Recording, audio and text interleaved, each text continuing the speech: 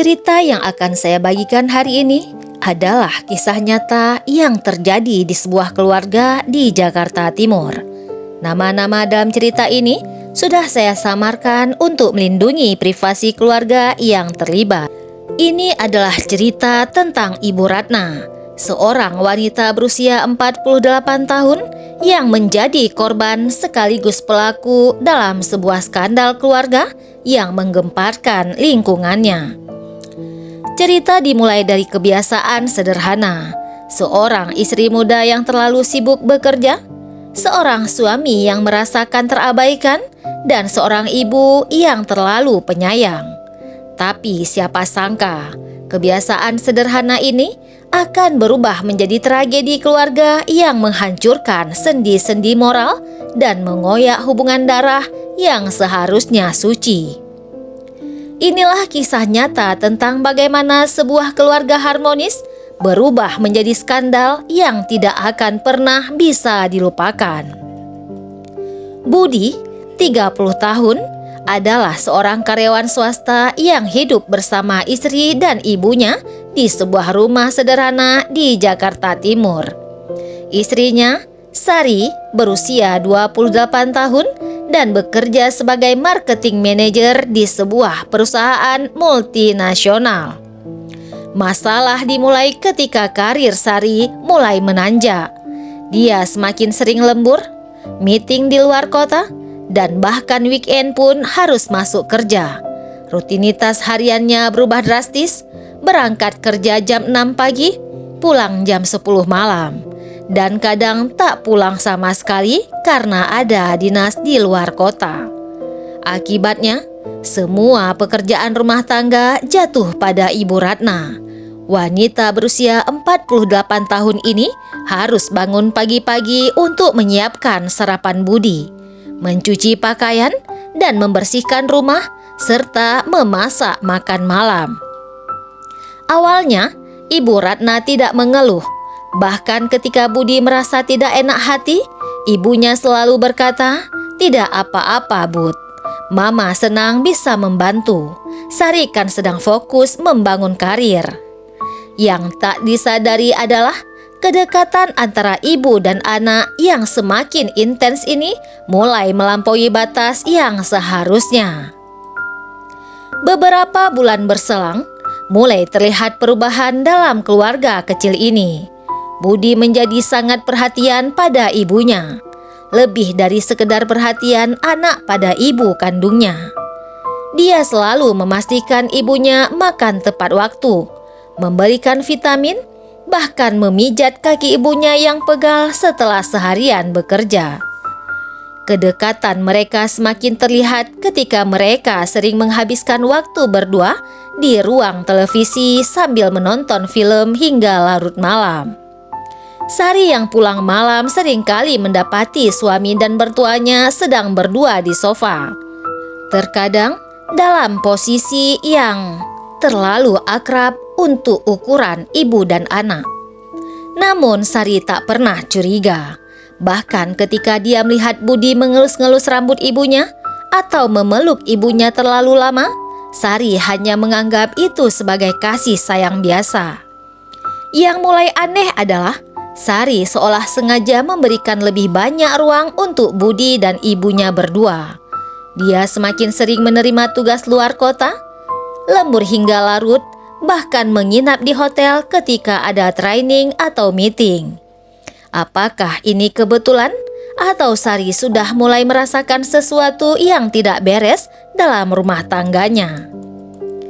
6 bulan setelah rutinitas ini berjalan, Ibu Ratna merasakan gejala-gejala aneh, mual, muntah, pusing, dan mudah lelah.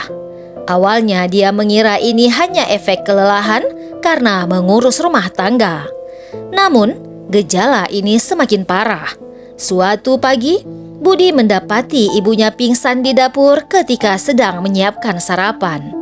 Dengan panik, dia membawa ibunya ke rumah sakit terdekat. Hasil pemeriksaan dokter mengejutkan. Ibu Ratna dinyatakan hamil 8 minggu. Di usianya yang sudah 48 tahun, kehamilan ini dikategorikan sebagai kehamilan yang berisiko tinggi. Budi terdiam mendengar kabar ini. Bukan terdiam karena kaget, tetapi terdiam karena merasa bersalah. Sementara itu, ketika Sari dihubungi mengenai kondisi mertuanya, reaksinya sangat datar.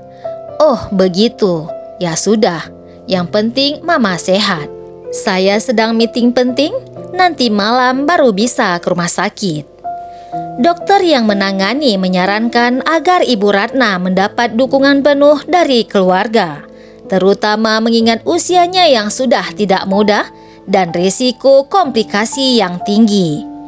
Tapi pertanyaan yang menggantung adalah, siapa ayah dari bayi yang dikandung Ibu Ratna?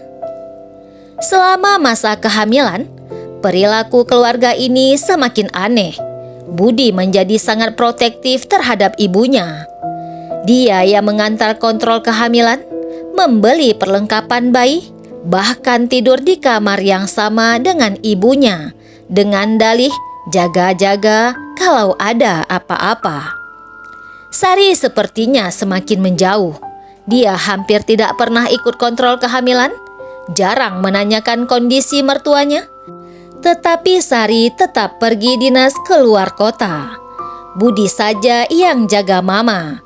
"Saya ada komitmen kerja yang tidak bisa ditinggalkan," kata Sari ketika diminta untuk cuti merawat mertuanya. Ada satu kejadian yang seharusnya membuat orang curiga. Ketika Ibu Ratna mengalami kontraksi palsu dan harus dirawat di rumah sakit, Budi menangis histeris seolah dia yang akan kehilangan istri, bukan ibu.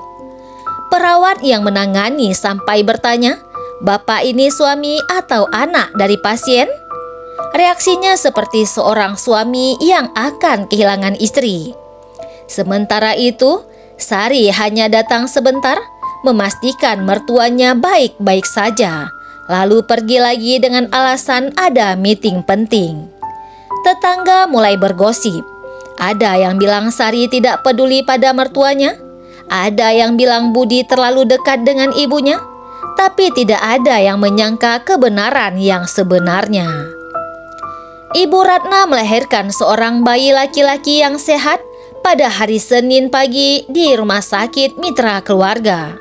Proses persalinan berjalan normal, meskipun cukup melelahkan, mengingat usia Ibu Ratna yang sudah 48 tahun. Budi tidak menyembunyikan kebahagiaannya. Dia terus berada di samping ibunya dan bayinya, seolah dia adalah seorang ayah yang baru saja dikaruniai anak. Sari datang ke rumah sakit setelah proses persalinan selesai. Dia melihat ibu dan bayi itu sekilas, mengucapkan selamat, lalu bersiap untuk pergi lagi dengan alasan ada klien penting yang harus ditangani. Namun sebelum pergi, dia mengatakan sesuatu yang mengejutkan. "Bu, saya sudah minta rumah sakit untuk melakukan tes DNA pada bayi ini." Ibu Ratna dan Budi sangat terkejut. "Untuk apa, Sari?" "Untuk memastikan siapa ayah biologis dari bayi ini." 3 hari kemudian, hasil tes DNA keluar.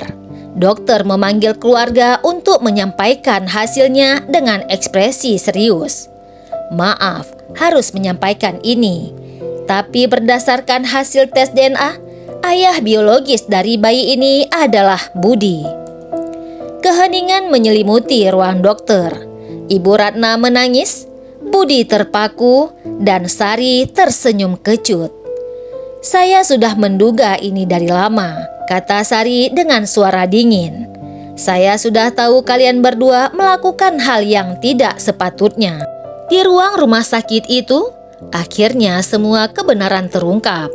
Ibu Ratna mengaku bahwa hubungan terlarangnya dengan Budi sudah berlangsung selama 4 bulan. Dimulai ketika Sari semakin sering meninggalkan rumah. Budi juga mengaku bahwa dia sudah tidak bisa menahan perasaannya pada ibunya sendiri, terutama ketika mereka semakin sering berdua di rumah. Yang sangat mengejutkan adalah pengakuan Sari. Ternyata dia sudah curiga sejak lama dan sengaja sering meninggalkan rumah untuk memberikan kesempatan pada Budi dan ibunya melakukan kesalahan yang sangat fatal ini. Saya ingin kalian merasakan akibat ini dari perbuatan kalian sendiri. Saya ingin kalian hidup dengan dosa ini selamanya, kata Sari dengan mata berlinangan air mata. Setelah skandal ini terbongkar, kehidupan keluarga ini hancur total. Sari mengajukan gugatan cerai dan membocorkan skandal ini ke keluarga besar dan tetangganya. Budi kehilangan pekerjaan karena skandalnya menyebar hingga ke kantornya. Ibu Ratna mengalami depresi berat dan harus menjalani terapi psikologi. Bayi malang itu harus tumbuh dengan stigma sebagai anak hasil hubungan sedarah, dengan masa depan yang penuh pertanyaan dan tatapan sinis masyarakat. Inilah akhir dari sebuah keluarga yang dulunya harmonis, hancur karena nafsu sesaat dan dendam yang menggerogoti. Sekian kisah ini, sampai jumpa di kisah nyata selanjutnya. Jangan lupa like, komen, dan subscribe channel ini untuk konten-konten menarik lainnya.